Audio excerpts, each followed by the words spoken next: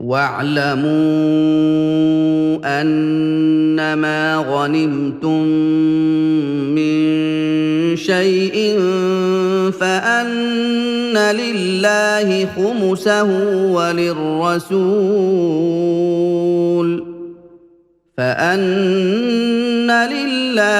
خمسه وللرسول ولذي القربى واليتامى والمساكين وابن السبيل إن كنتم آمنتم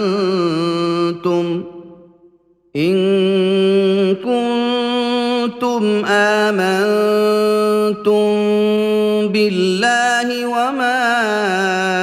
أنزلنا على عبدنا يوم الفرقان يوم التقى الجمعان والله على كل شيء قدير إذ أنتم بالعدوة الدنيا وهم بالعدوة القصوى والركب أسفل منكم ولو تواعدتم لاختلفتم في الميعاد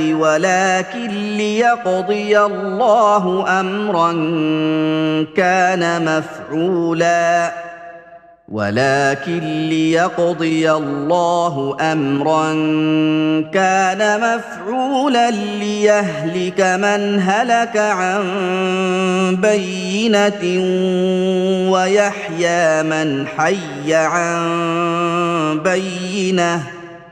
وإن الله لسميع عليم إذ يريكهم الله في منامك قليلا ولو أراكهم كثيرا لفشلتم ولتنازعتم في الأمر ولكن الله سلم إنه عليم بذات الصدور وإذ يريكموهم إذ التقيتم في أعينكم قليلا ويقللكم في أعينهم ليقضي الله أمرا كان مفعولا وإلى الله ترجع الأمور يا أيها الذين آمنوا إذا لقيتم فئة فاثبتوا واذكروا الله كثيرا لعلكم تفلحون وأطيعوا الله ورسوله ولا تنازعوا فتفشلوا وتذهب ريحكم واصبروا إن الله مع الصابرين ولا تكونوا كالذين خرجوا من ديارهم بطرا ورئاء الناس ويصدون عن سبيل الله والله بما يعملون محيط وإذ زين لهم الشيطان أعمالهم وقال لا غالب لكم اليوم من الناس وإني جار لكم فلما تراءت الفئتان نكص على عقبيه وقال إني بريء منكم قلتم إني أرى ما لا ترون إني أخاف الله والله شديد العقاب إذ يقول المنافقون والذين في قلوبهم مرض غر هؤلاء دينهم ومن يتوكل على الله فإن الله عزيز حكيم ولو ترى إذ يتوفى الذين كفروا الملائكة يضربون وجوههم وأدبارهم وذوقوا عذاب الحريق ذلك بما قدمت أيديكم وأن الله ليس بظلام للعبيد كدأب آل فرعون والذين من قبلهم كفروا بآيات الله فأخذهم الله بذنوبهم إن الله قوي شديد العقاب ذلك بأن الله لم يك مغيرا نعمة أنعمها على قوم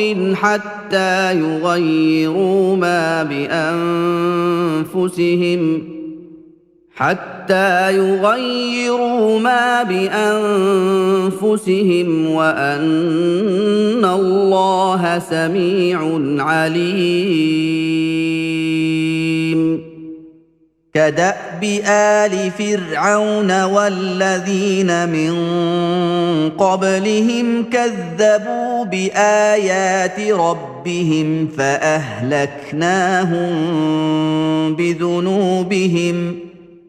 فأهلكناهم بذنوبهم وأغرقنا آل فرعون وكل كانوا ظالمين إن شر الدواب عند الله الذين كفروا فهم لا يؤمنون الذين عاهدت منهم ثم ينقضون عهدهم في كل مرة وهم لا يتقون فإما تثقفنهم في الحرب فشرد بهم من خلفهم لعلهم يذكرون وإما تخافن من قوم خيانة فانبذ إليهم على سواء إن الله لا يحب الخائنين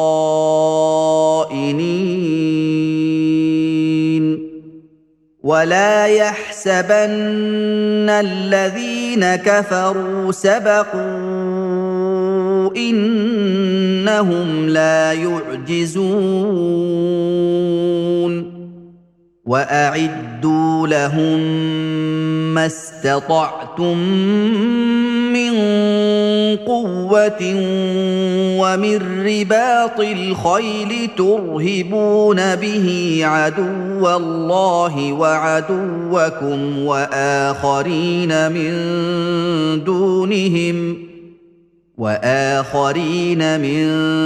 دونهم لا تعلمونهم الله يعلمهم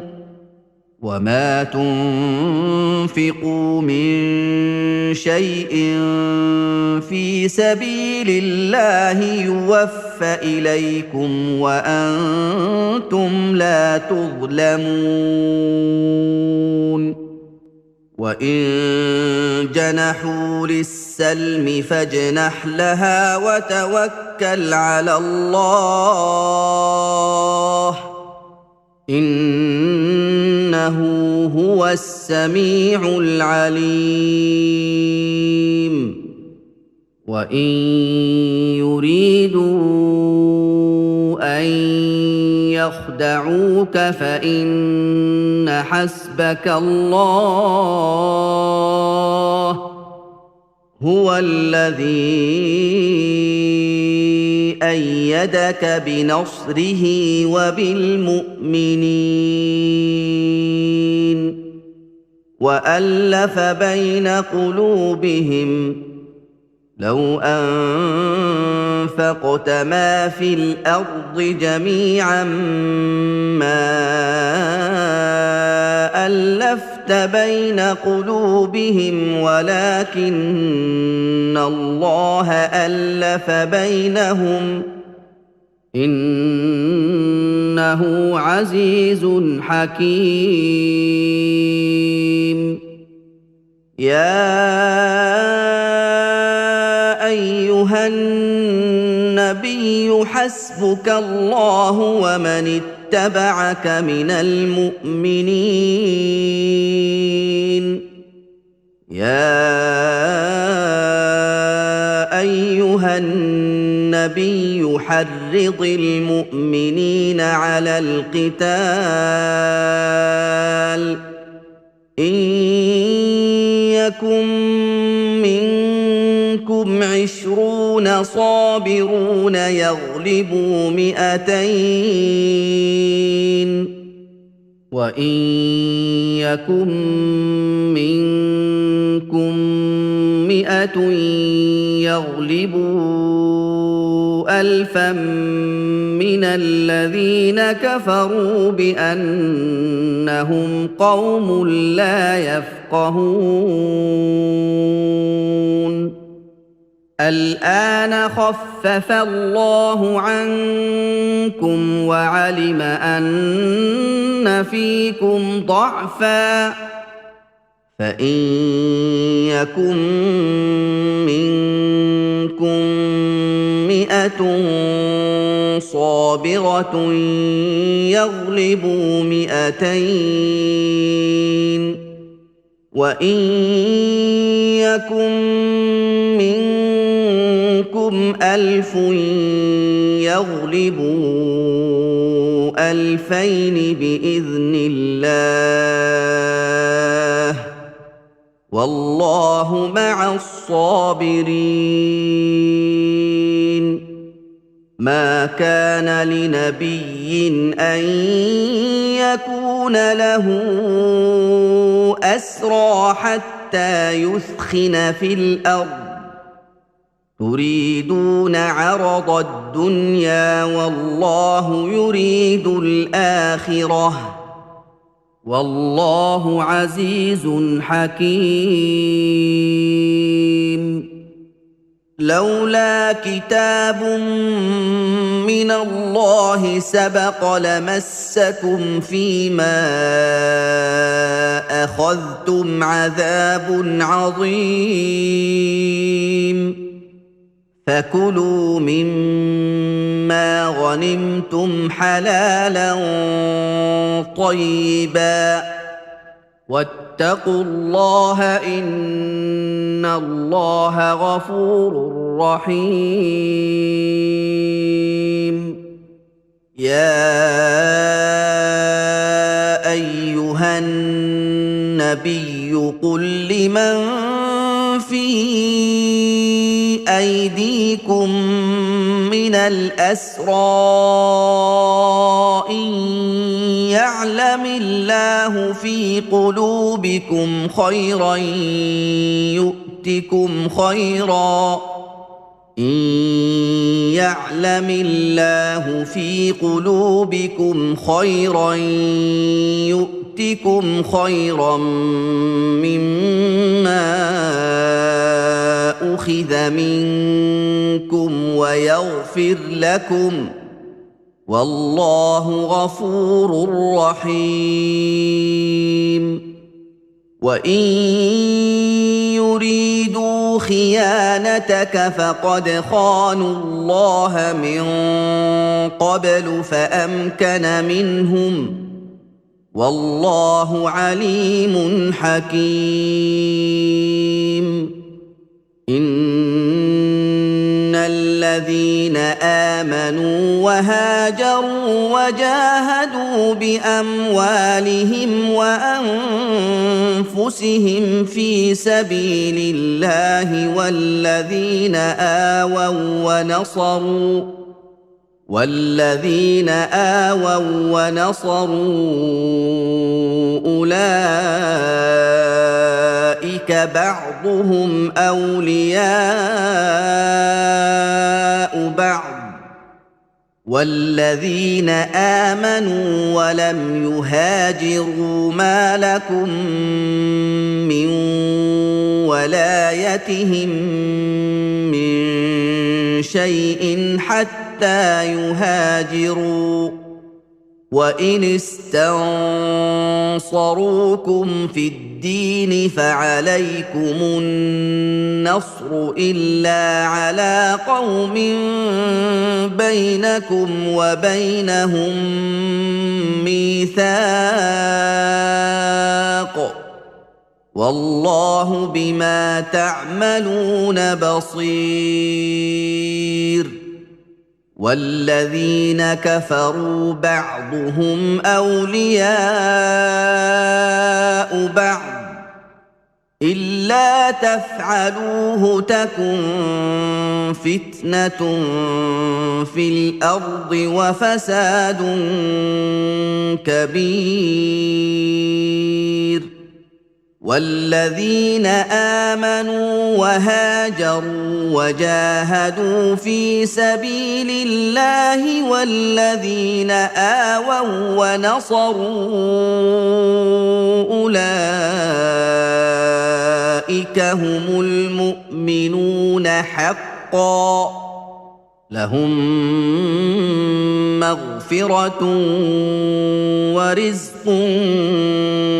كريم والذين آمنوا من بعد وهاجروا وجاهدوا معكم فأولئك منكم وأولو الأرحام بعضهم أولى ببعض في كتاب الله إن الله بكل شيء عليم براءة من الله ورسوله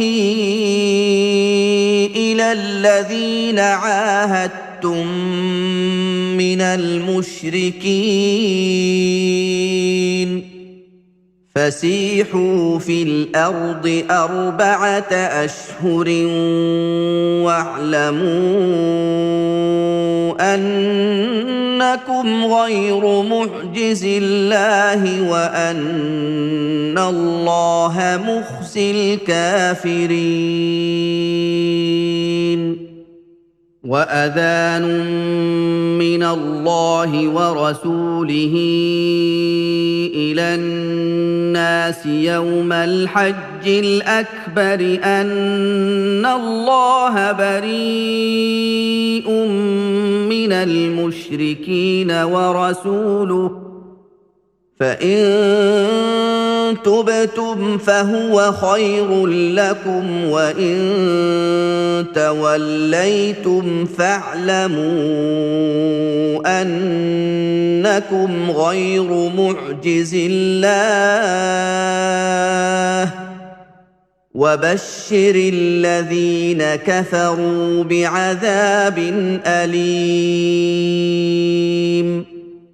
إلا الذين عاهدتم من المشركين ثم لم ينقصوكم شيئا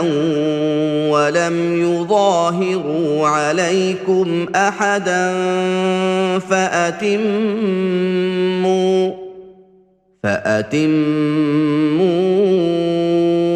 إليهم عهدهم إلى مدتهم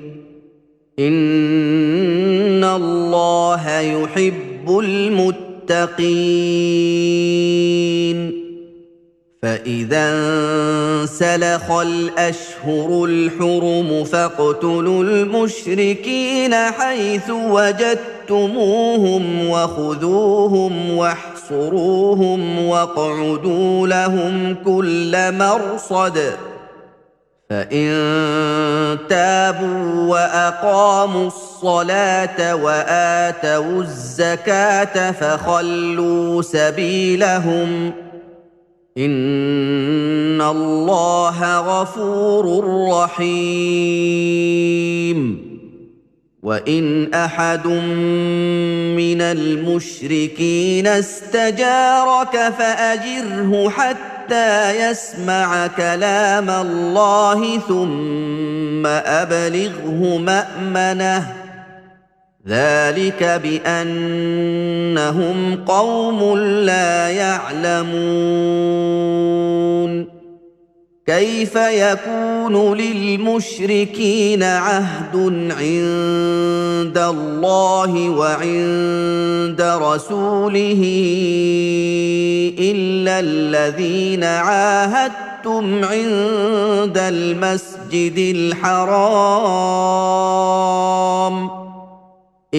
الذين عاهدتم عند المسجد الحرام فما استقاموا لكم فاستقيموا لهم إن الله يحب المتقين كيف وإن يظهروا عليكم لا يرقبوا فيكم إلا ولا ذمة يرضونكم بأفواههم وتأبى قلوبهم وأكثرهم فاسقون اشتروا بآيات الله ثمنا قليلا فصدوا عن سبيله إنهم ساء ما كانوا يعملون لا يرقبون في مؤمن إلا ولا ذمة وأولئك هم المعتدون فإن تابوا وأقاموا الصلاة وآتوا الزكاة فإخوانكم في الدين ونفصل الآيات لقوم يعلمون وإن نكثوا أيمانهم من بعد عهدهم وطعنوا في دينكم فقاتلوا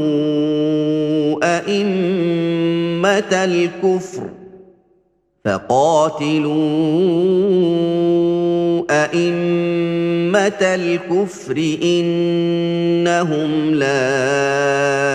أيمان لهم لعلهم ينتهون ألا تقاتلون قوما نكثوا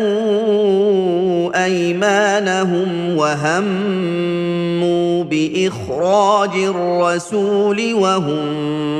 بدؤوكم أول مرة أتخشونهم فالله أحق أن تخشوه إن كنتم مؤمنين قاتلوهم يعذبهم الله بأيديكم ويخزهم وينصركم عليهم ويشف صدور قوم مؤمنين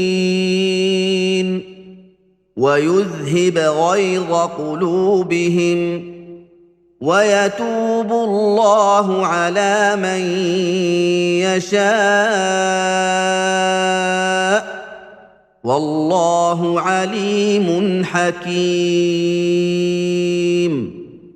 أم حسبتم أن تتركوا ولما يعلم الله الذين جاهدوا منكم ولم يتخذوا من دون الله ولا رسوله ولا المؤمنين وليجة والله خبير بما تعملون ما كان للمشركين أن يعمروا مساجد الله شاهدين على أنفسهم بالكفر أولئك حبطت أعمالهم وفي النار هم خالدون إنما يعمر مساجد الله من آمن بالله واليوم الآخر وأقام الصلاة وآتى الزكاة ولم يخش إلا الله من آمن بالله واليوم الآخر وأقام الصلاة وآتى الزكاة ولم يخش إلا الله فعسى أولئك أن يكونوا من المهتدين أجعلتم سقاية الحاج وعمارة المسجد الحرام كمن آمن بالله واليوم الآخر وجاهد في سبيل الله لا يستوون عند الله والله لا يهدي القوم الظالمين الذين آمنوا وهاجروا وجاهدوا في سبيل الله بأموالهم وأنفسهم أعظم درجة عند الله وأولئك هم الفائزون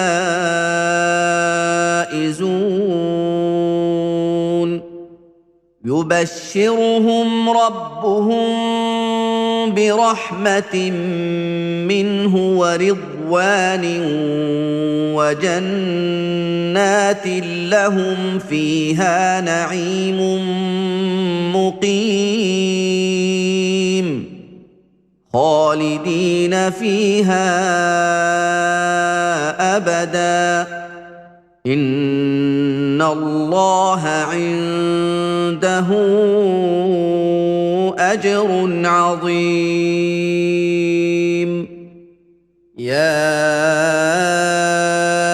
أيها الذين آمنوا لا تتخذوا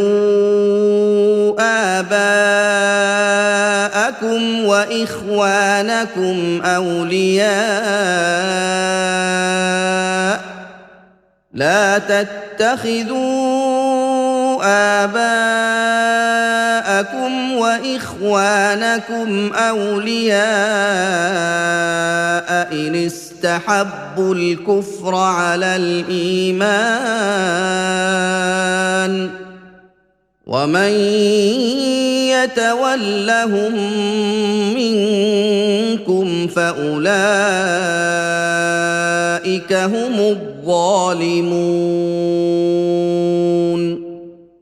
قل إن كان آباؤكم وأبناؤكم وإخوانكم وأزواجكم وعشيرتكم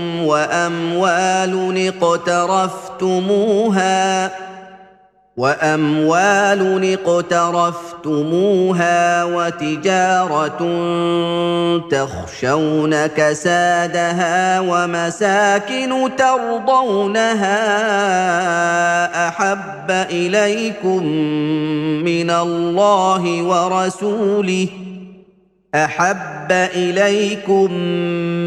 الله ورسوله وجهاد في سبيله فتربصوا حتى يأتي الله بأمره والله لا يهدي القوم الفاسقين لقد نصركم الله في مواطن كثيرة ويوم حنين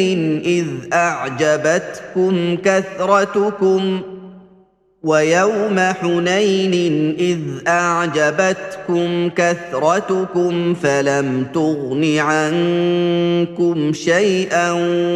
وضاقت عليكم الأرض بما رحبت ثم وليتم مدبرين ثم أنزل الله سكينته على رسوله وعلى المؤمنين وأنزل جنودا لم تروها وعذب الذين كفروا وذلك جزاء الكافرين ثم يتوب الله من بعد ذلك على من يشاء والله غفور رحيم يا أيها الذين آمنوا إنما المشركون نجس فلا يقربوا المسجد الحرام بعد عامهم هذا وإن خفتم عيلة فسوف يغنيكم الله من فضله إن شاء إن الله عليم حكيم قاتلوا الذين لا يؤمنون بالله ولا باليوم الآخر ولا يحرمون ما حرم الله ورسوله ولا يدينون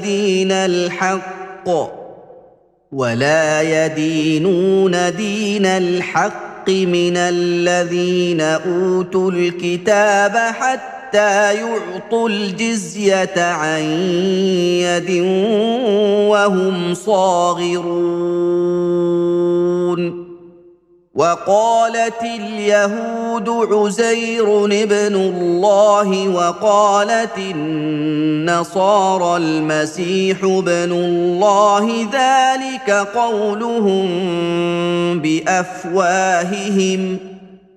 ذلك قولهم بافواههم يضاهئون قول الذين كفروا من قبل قاتلهم الله أنى يؤفكون اتخذوا احبارهم ورهبانهم اربابا من دون الله والمسيح ابن مريم وما امروا الا ليعبدوا الها واحدا وما امروا الا ليعبدوا الها واحدا لا اله الا هو سبحانه عما يشركون يريدون ان يطفئوا نور الله بافواههم ويأبى الله الا ان يتم نوره ولو كره الكافرون هو الذي ارسل رسوله بالهدى ودين الحق ليظهره على الدين كله ولو كره المشركون يا ايها الذين امنوا ان كثيرا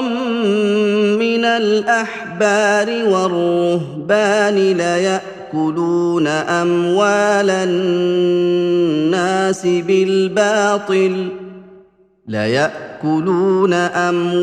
الناس بالباطل ويصدون عن سبيل الله والذين يكنزون الذهب والفضة ولا ينفقونها في سبيل الله فبشرهم بعذاب أليم يوم يحمى عليها في نار جهنم فتكوى بها جباههم وجنوبهم وظهورهم هذا ما كنزتم لأنفسكم فذوقوا ما كنتم تكنزون إن عدة الشهور عند الله 12 شهرا في كتاب الله يوم خلق السماوات والأرض منها 4 حرم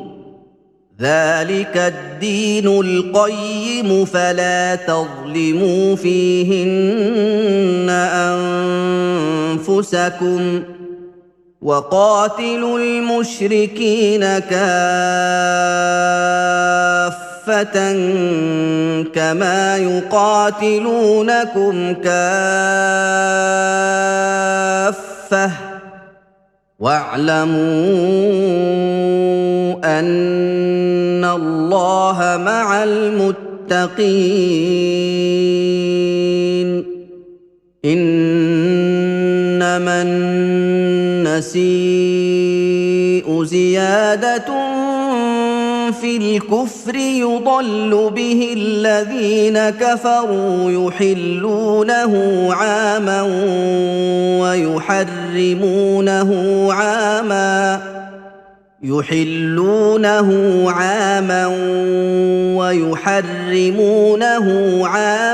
ليواطئوا عدة ما حرم الله فيحلوا ما حرم الله زين لهم سوء أعمالهم والله لا يهدي القوم الكافرين يا ايها الذين امنوا ما لكم اذا قيل لكم انفروا في سبيل الله اثاقلتم الى الارض أرضيتم بالحياة الدنيا من الآخرة فما متاع الحياة الدنيا في الآخرة إلا قليل إلا تنفروا يعذبكم عذابا أليما ويستبدل قوما غيركم ولا تضروه شيئا والله على كل شيء قدير إلا تنصروه فقد نصره الله إذ أخرجه الذين كفروا ثاني اثنين إذ هما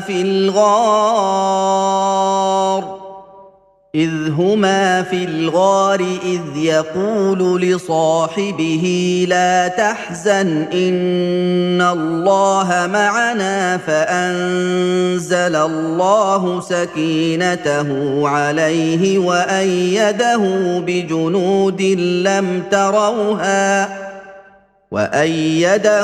بجنود لم تروها وجعل كلمة الذين كفروا السفلى وكلمة الله هي العليا والله عزيز حكيم انفروا خفافا وثقالا وجاهدوا باموالكم وانفسكم في سبيل الله ذلكم خير لكم ان كنتم تعلمون لو كان عرضا قريبا وسفرا قاصدا لاتبعوك ولكن بعدت عليهم الشقة وسيحلفون بالله لو استطعنا لخرجنا معكم يهلكون أنفسهم والله يعلم إنهم لكاذبون عفى الله عنك لم أذنت لهم حتى يتبين لك الذين صدقوا وتعلم الكاذبين لا يستأذنك الذين يؤمنون بالله واليوم الآخر أن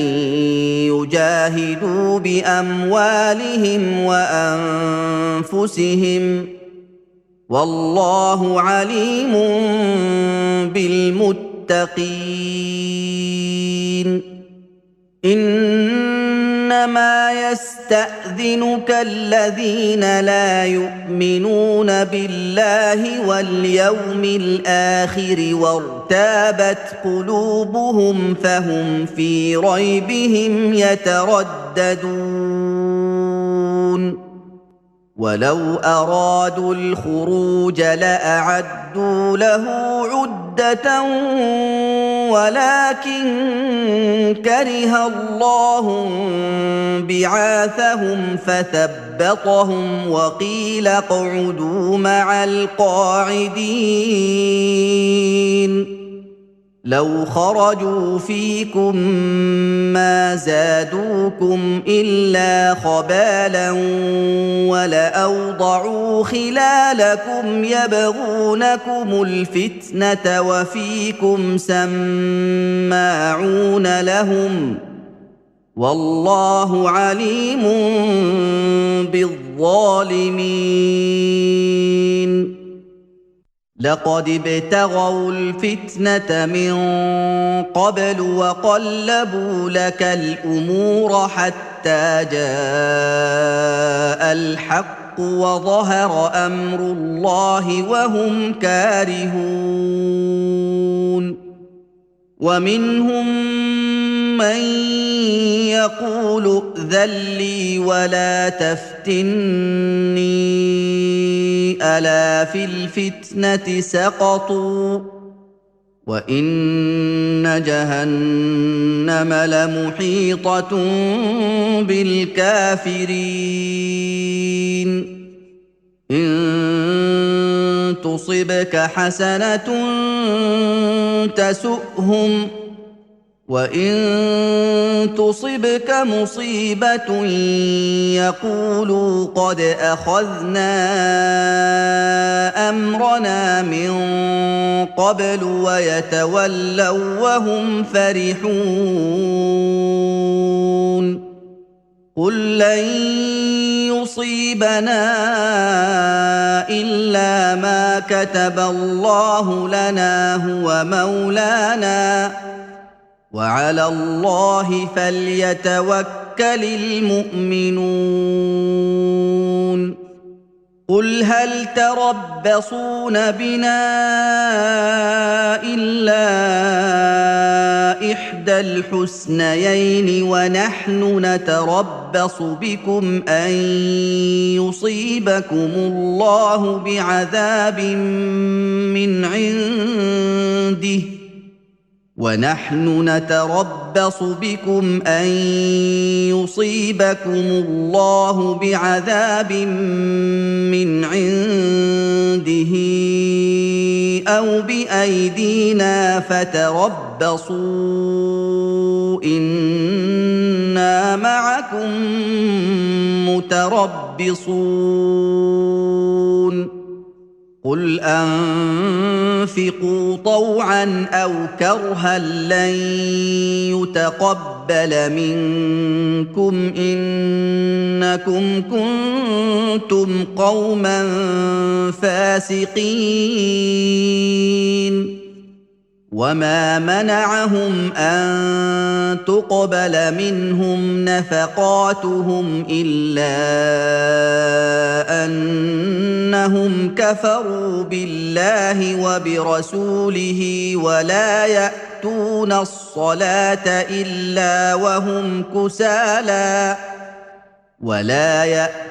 الصلاة إلا وهم كسالى ولا ينفقون إلا وهم كارهون فلا تعجبك أموالهم ولا أولادهم إنما يريد الله ليعذبهم بها في الحياة الدنيا وتزهق أنفسهم وهم كافرون ويحلفون بالله إنهم لمنكم وما هم منكم ولكنهم قوم يفرقون لو يجدون ملجأ أو مغارات أو مدخلا لولوا إليه وهم يجمحون ومنهم من يلمزك في الصدقات فإن أعطوا منها رضوا وإن لم يعطوا منها إذا هم يسخطون ولو أنهم رضوا ما آتاهم الله ورسوله وقالوا حسبنا الله سيؤتينا الله من فضله سيؤتينا الله من فضله ورسوله إنا إلى الله راغبون إنما الصدقات للفقراء والمساكين والعاملين عليها والمؤلفة قلوبهم وفي الرقاب والغارمين وفي سبيل الله وابن السبيل فريضة من الله والله عليم حكيم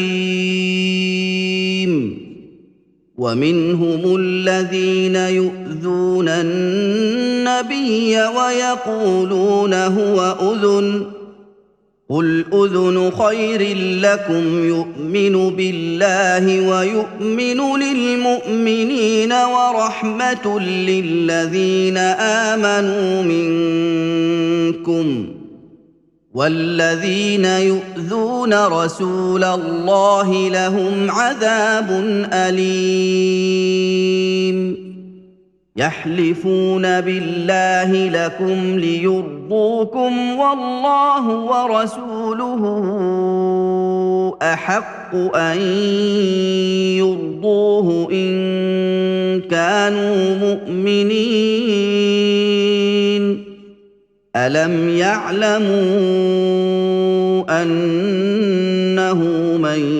يحادد الله ورسوله فأن له نار جهنم خالدا فيها ذلك الخزي العظيم يحذر المنافقون أن تنزل عليهم سورة تنبئهم بما في قلوبهم قل استهزئوا إن الله مخرج ما تحذرون ولئن سألتهم ليقولن إنما كنا نخوض ونلعب قل أبالله وآياته ورسوله كنتم تستهزئون لا تعتذروا قد كفرتم بعد إيمانكم إن نعف عن طائفة منكم نعذب طائفة بأنهم كانوا مجرمين المنافقون والمنافقات بعضهم من بعض يأمرون بالمنكر وينهون عن المعروف ويقبضون أيديهم نسوا الله فنسيهم إن المنافقين هم الفاسقون وعد الله المنافقين والمنافقات والكفار نار جهنم خالدين فيها هي حسبهم ولعنهم الله ولهم عذاب مقيم كالذين من قبلكم كانوا أشد منكم قوة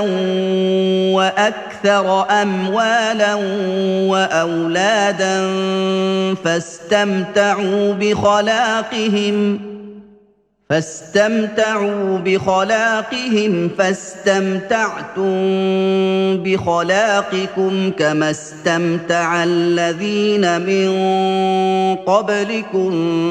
بخلاقهم وخضتم كالذي خاضوا أولئك حبطت أعمالهم في الدنيا والآخرة وأولئك هم الخاسرون ألم يأتهم نبأ الذين من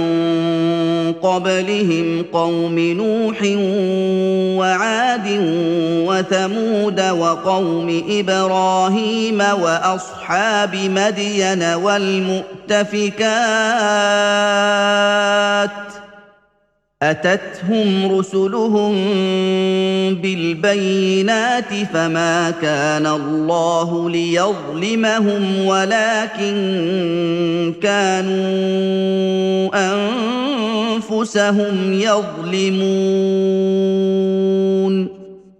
والمؤمنون والمؤمنات بعضهم أولياء بعض يأمرون بالمعروف وينهون عن المنكر ويقيمون الصلاة ويؤتون الزكاة ويطيعون الله ورسوله أولئك سيرحمهم الله إن الله عزيز حكيم وعد الله المؤمنين والمؤمنات جنات تجري من تحتها الأنهار خالدين فيها ومساكن طيبة في جنات عدن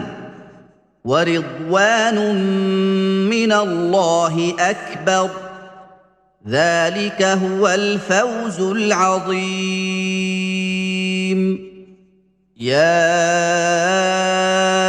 أيها النبي جاهد الكفار والمنافقين واغلظ عليهم ومأواهم جهنم وبئس المصير يحلفون بالله ما قالوا ولقد قالوا كلمة الكفر وكفروا بعد إسلامهم وهموا بما لم ينالوا وما نقموا إلا أن أغناهم الله ورسوله من فضله فإن يتوبوا يك خيرا لهم وإن يتولوا يعذبهم الله عذابا أليما في الدنيا والآخرة وما لهم في الأرض من ولي ولا نصير ومنهم من عاهد الله لئن آتانا من فضله لنصدقن ولنكونن من الصالحين فلما آتاهم من فضله بخلوا به وتولوا وهم معرضون فأعقبهم نفاقا في قلوبهم إلى يوم يلقونه بما أخلفوا الله ما وعدوه وبما كانوا يكذبون ألم يعلموا أن الله يعلم سرهم ونجواهم وأن الله علام الغيوب الذين يلمزون المطلوب المتطوعين من المؤمنين في الصدقات والذين لا يجدون إلا جهدهم فيسخرون منهم سخر الله منهم ولهم عذاب أليم استغفر لهم أو لا تستغفر لهم إن تستغفر لهم 70 مرة فلن يغفر الله لهم ذلك بأنهم كفروا بالله ورسوله والله لا يهدي القوم الفاسقين فرح المخلفون بمقعدهم خلاف رسول الله وكرهوا أن يجاهدوا بأموالهم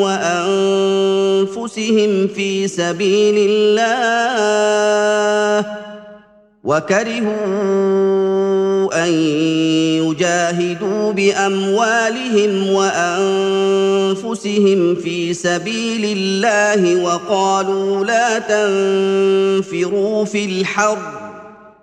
قل نار جهنم أشد حرا لو كانوا يفقهون فليضحكوا قليلا وليبكوا كثيرا جزاء بما كانوا يكسبون فإن رجعك الله إلى طائفة منهم فاستأذنوك للخروج فقل لن تخرجوا معي أبدا ولن تقاتلوا معي عدوا إنكم رضيتم بالقعود أول مرة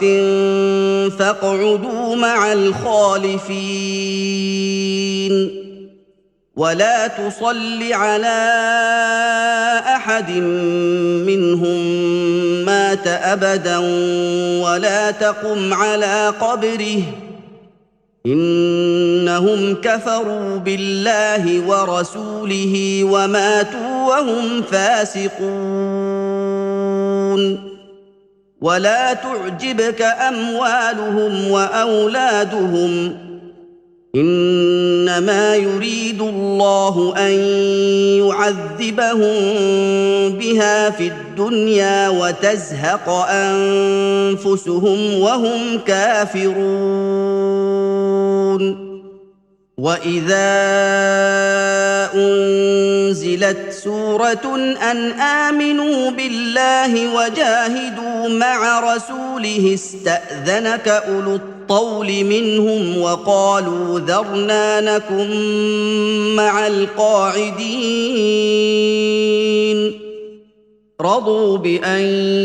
يكونوا مع الخوالف وطبع على قلوبهم فهم لا يفقهون لكن الرسول والذين آمنوا معه جاهدوا بأموالهم وأنفسهم وأولئك لهم الخيرات وأولئك هم المفلحون أعد الله لهم جنات تجري من تحتها الأنهار خالدين فيها ذلك الفوز العظيم وجاء المعذرون من الأعراب ليؤذن لهم وقعد الذين كذبوا الله ورسوله سيصيب الذين كفروا منهم عذاب أليم ليس على الضعفاء ولا على المرضى ولا على الذين لا يجدون ما ينفقون حرج إذا نصحوا لله ورسوله ما على المحسنين من سبيل والله غفور رحيم ولا على الذين إذا ما أتوك لتحملهم قلت لا أجد ما أحملكم عليه تولوا وأعينهم تفيض من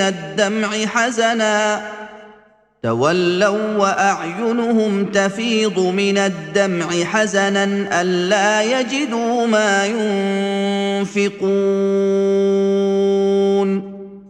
إنما السبيل على الذين يستأذنونك وهم أغنياء رضوا بأن يكونوا مع الخوالف وطبع الله على قلوبهم فهم لا يعلمون